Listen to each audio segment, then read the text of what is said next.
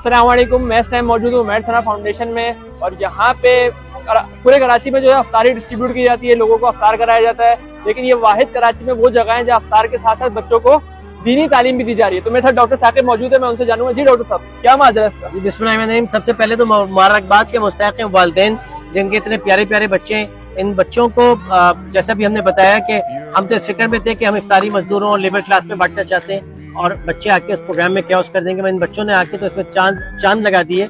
इनकी दीनी तालीम, इनकी मजहबी तालीम, इनके कॉन्सेप्ट एक तो अच्छे हैं और फिर हमारे असातिज़ा ने, हमारी टीम ने इनके साथ वो जो बेसिक अखलाकी बातें दीन के अलावा जो इंसानी बुनियादी सच बोलना, ईमानदारी से काम करना, अपने माँ बाप का ख्याल रखना, इस तरह की तालीमात को जब शेयर किया है तो हमें उम्मीद है कि आने वाली नस्ल में हमें इसके फायदे नजर आएंगे। उमैर सना को और उसकी टीम को बहुत मुबारक।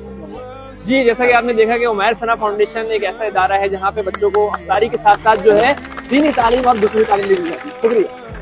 पाकिस्तान, पाकिस्तान।